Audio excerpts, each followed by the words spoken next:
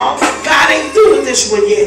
Amen. We still working with him. God still sees something in him. And long as God sees something in him, I see something in him. I'm going to let God be God in this house. And you ain't got nothing to say about it. If you ain't trying to help him, I ain't going to let you hurt him. That's the type of hire. That's the type of facility. That's the type of protecting, amen, a leader does. Amen. It knows who, it knows when, and it knows where. Amen. And if you feel like, amen, you are at a place, amen, where you can't allow God to give you that type of leader, then my God, to God be with you.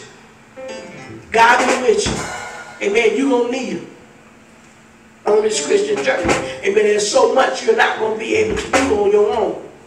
You're going to need some leadership. You're going to need some guidance. The Bible said, amen, when Jesus left, he said, I'm going to send you back a comforter, the Holy Ghost. Amen. And it's going to lead and guide you. But there's so many people, amen, getting up, operating, grabbing titles, going to these seminars and stuff on the web, amen, getting hooked in all this biblical knowledge, amen, until they don't have the Holy Ghost.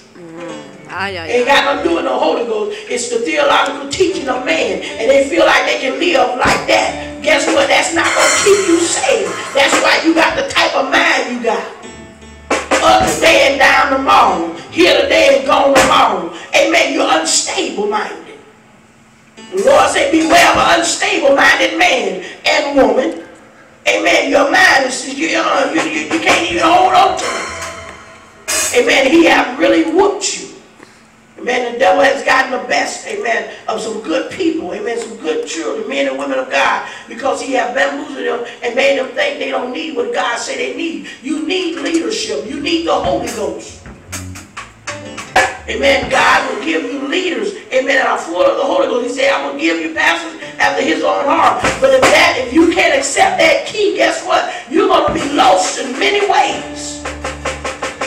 God will put people in your path for a purpose. And what the enemy is doing, he's snatching you out of your purpose view, amen, before you're completed, before it's finished. A lot of them leaving home before they're old enough to understand what it is, strong enough to deal with the pressures of life. A lot of them leaving ministries, and we got too many church hopping people.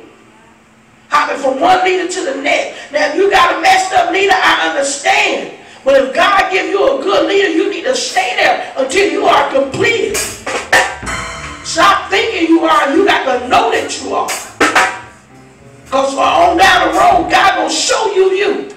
And you're going to have to go back to all those leaders that you left and you talked about, and you're going to have to get it straight. I ain't talking about falling before God, I'm talking about forgiving. You're going to have to go back and face every leader. Everybody you talked about. And you're going to have to get it straight. Ain't no easy way out no more. Because you know better. You know better, you ought to do better. Amen. And God is dealing with us. This is one of the keys to the kingdom. Let us say praise the Lord.